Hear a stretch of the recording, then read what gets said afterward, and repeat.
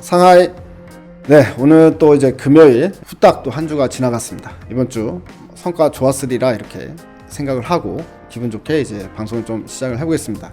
한 주 모두 고생 많으셨고요. 주말 잘 보내고 오셔서 또 이제 다음 주를 준비해서 또 계속 꾸준히 수익을 이어나가는 그런 이제 우리 주린이 여러분들이 됐으면 좋겠다라는 생각을 좀 해봅니다. 자, 그러면은 이제 또 제가 어느 정도 좀 팁을 드려야 되겠죠. 이제 돈을 계속 꾸준히 벌기 위해서. 보니까 뭐 오늘이 아니라 이번 주에 쭉 흘러오면서 이런 생각이 들었습니다. 이제 당장 이제 하반기 때 움직일 섹터가 어느 정도 눈에 들어오기 시작한다 라는 부분인데요. 그래서 지금 8월 달에 여러분들이 꼭 포트에 담고 그 포트 구성을 할 때 이 안에 꼭 들어가야 될 섹터에 대해서 오늘은 좀 말씀을 드리겠습니다.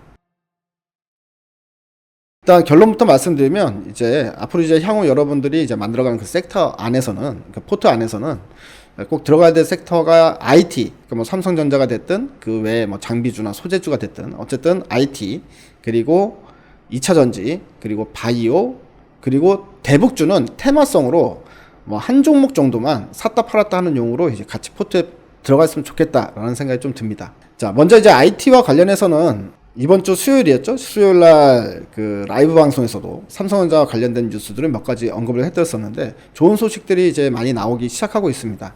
뭐 반도체 D램 가격 같은 경우도 2분기가 피크아웃이다. 즉 이제 고점을 찍었다라는 전망이 살짝 나왔었는데 뭐 지금 이제 최근에 나온 기사로 보게 되면 D램 가격이 계속 견조한 형상이 나타나고 있다라는 부분이었고요. 아직까지도 공급이 부족하다라는 얘기들. 그리고 또 한 가지는 이제 파운더리와 관련해 가지고 삼성이 구글에 AP를 수주를 했는데 그냥 수주를 한 게 아니라 설계할 때부터 팹리스 자체를 삼성전자가 같이 협력해서 도와줬더라. 그러니까 자연스럽게 이렇게 수주를 받아오게 됐다라는 소식이 있었고요. 가장 핫한 소식은 DDR5죠. DDR5가 드디어 이제 올해 말부터 인텔 CPU가 이제 지원되는 인텔 CPU가 출시가 되면 올해 말부터 DDR5 판매가 시작이 될 것 같다. 뭐 이런 이제 여러 가지 긍정적 소식들이 있기 때문에 IT 쪽은 하반기에는 꼭 들고 있어야 될 섹터다라고 이제 볼 수 있을 것 같습니다. 그리고 이제 2차 전지와 관련해 가지고는요. 2차 전지와 관련해서는 어제 바이든 대통령이 2차 전지 섹터에 이제 똥침을 찔러주는 어떤 액션을 좀 취했다라는 부분. 그래서 2차 전지 쪽은 안 그래도 최근 들어서 이제 저가에서 계속 매수가 들어오고 있는 상황이고 2차 전지가 다시 살아나는 분위기잖아요. 여기에 이제 2차 전지가 다시 주도 섹터로서 자리 잡을 수 있을 만한 어떤 환경이 만들어지고 있는 상황인 것 같아요. 어제 이제 바이든 대통령이 전기차가 자동차 산업의 미래고 2030년까지 미국에서 판매되는 모든 차 중에 50% 이상을 전기차로 만들겠다라고 이야기를 했어요. 30년 이후에 자동차를 팔려면 신차 중에 적어도 2대 중에 1대는 전기차가 팔리게 된다. 라는 부분을 지금 앞으로 이제 밀고 나가겠다라고 이야기를 한 거니까 전기차 쪽에 있어서 이제 당연히 또 특히나 2차 전지 쪽 관련해 가지고 호재성 내용으로 볼 수 있기 때문에 뭐 안 그래도 이제 우리가 관심 있게 보는 2차 전지 관련주들 그리고 여러분들도 이제 2차 전지 지난달에 막 이제 바닥 바뀔 때 그럴 때 이제 사놔야 된다 말씀드렸던 2차 전지 섹터들 계속해서 관심을 가지고 좀 보시면 좋을 것 같다 싶은 생각이 듭니다. 그리고 뭐 이제 재미난 에피소드도 하나 좀 말씀을 드리면요. 바이든이 이제 어제 이 전기차 육성 관련해가지고 이벤트를 했었는데, 뭐 미국 자동차 회사들은 다 초청을 했죠. 초청을 했는데, 테슬라는 안 불렀어. 테슬라를 부르지 않으니까, 일론 머스크가 또, 볼멘 소리를 좀 합니다. 아니, 전기차와 관련된, 바이든 행정부가 공개 이벤트를 하는데, 다른 전기차를 안 만드는 회사, 자동차 회사들은 다 부르면서 어떻게 나를 안 부를 수가 있지? 라고 섭섭함을 이제 직접 표현하기도 했었거든요.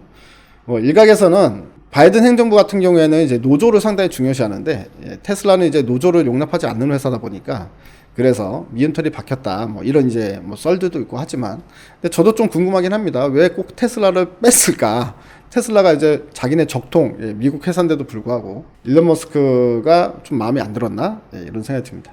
이거는 이제 일단 농담으로 좀 같이 곁들여서 좀 말씀을 드렸고요. 그리고 이제 두 번째는 결국에 이제 이 부분입니다. 바이오인데요. 바이오 섹터는 꼭 들고 있어야 되겠다. 특히나 백신과 관련된 종목. 항상 이제 뭐 제가 말씀드린 종목인 뭐 SP팜이나 뭐 삼천당 제약이 됐든 뭐가 됐든 어쨌든 이제 백신과 관련된 종목. 녹십자가도 좋고 한미약품도 좋고 뭐 삼성바이오도 좋고 뭐 어떤 게 됐든 뭐 이제 그거는 이제 그 다음에 논의하기로 하고요. 어쨌든 바이오는 꼭 쥐고 들고 가야 됩니다. 오늘 이제 어떤 이야기가 나왔냐면 대통령 주재 회의에서 2025년까지 글로벌 백신 생산 5대 강국으로 도약하겠다. 이제 세부적인 내용은 이렇습니다. K 글로벌 백신 허브화 비전. 그러니까 이제 백신을 만드는 파운더리 쪽이죠. 한마디로 공장, 공장을 많이 만들어서 전 세계에서 이제 5대 5손가락 안에 드는 백신 허브로 만들겠다. 이렇게 이제 비전을 발표를 했고요. 그리고 이제 이걸 추진하기 위해서 이제 추진위도 만들지만 이제 돈도 꽤 많이 쏘겠다라고 이야기를 했습니다. 순수 정부 지원금만 2조 2천억으로 책정을 했어요. 2조 이상은 돈을 뿌리겠다라는 이야기고요. 올해 같은 경우에는 남은 기간에 한 2천억 정도 뿌린다고 하니까 꽤 많은 돈이 지원이 나갈 것 같습니다. 여기서 이제 구체적으로 들어가면 이 지원금 중에 보니까 1,600억 정도가 백신과 관련된 지원금으로 이제 사용될 가능성이 크더라고요. 백신 생산이랑 이제 백신 개발이랑 여기에 이제 1,600억 지원이 되는 것 같은데, 그러면 이제 개별 기업들로 봤을 때 이제 제 개인적인 생각으로는 ST팜이 가장 많은 지원금을 받게 되지 않을까 싶은 생각이 듭니다. 백신 개발 중에 있으니까요. 그리고 문 대통령이 또 자신 있게 얘기한 게 바로 그겁니다. 내년 상반기 국산 1호 백신 상용화 기대된다. mRNA 반드시 개발하겠다라고 이야기를 하잖아요. 이게 바로 이제 어떤 로드맵이냐면 얼마 전에 나왔던 이제 K-바이오 컨소시엄, 한미약품 녹십자, ST팜으로 구성된, 이것도 이제 정부가 이 판을 만든 거죠. 그래서 이 안에 이제 기업들이 들어온 건데, 이게 이제 목표가 그거지 않습니까? 내년 상반기까지 임상 마무리하고 긴급 승인 받아가지고 내년 상반기부터 이제 백신 공급하는 게 애초에 목표였단 말이죠. 그래서 문 대통령이 바로 이 컨소시엄을 염두에 두고 이런 말을 했다라고 해석을 할 수 있습니다. 오늘 뭐 주가를 보면 뭐 이제 이연제약은 날아가고 뭐 ST팜 같은 경우에는 크게 오늘 주가가 올라가지 못하고 있는 상황이지만, 주가는 단기적으로 반응을 하는 건 테마주들이 반응을 하고, 원래 이제 진짜 수혜주들은 원래 이런 뉴스에 잘 반응을 안 하잖아요. 하지만 시간이 지나면 그 가치의 값어치는 분명히 주가에 반영이 된다. 이런 관점에서 너무 급하지 않게 보시면 좋을 것 같다라는 생각도 같이 첨언해 드리도록 하겠습니다. 대북 관련해 가지고도 뉴스가 오늘 많이 나왔죠.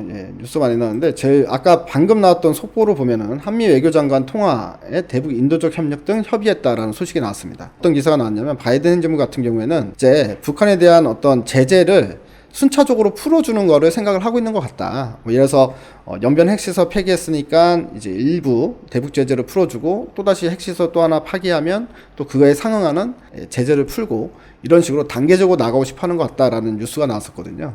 그렇기 때문에 오늘 대북주들도 또다시 한번 훅 올랐지 않습니까? 자, 그런데 이 부분을 생각을 해야 돼요. 바이든 정부도 사실 지금 이제 대북 이슈에 대해서 어떤 대립보다는 대화와 타협, 화해, 이쪽에 이제 포커스를 맞추고 있는 상황이고요. 우리 문 대통령은 아쉽지만 이제 뭐 예를 들어서 문 대통령 입장에서는 기간이 얼마 안 남았잖아요. 근데 이제 본인이 대통령 임기 기간 동안에 가장 1순위로 생각했던 게 이제 남북관계 개선이기 때문에 여기에 대해서 이제 시간이 없다. 그래서 상당히 이제 속도전으로 밀어붙일 가능성이 있어 보입니다.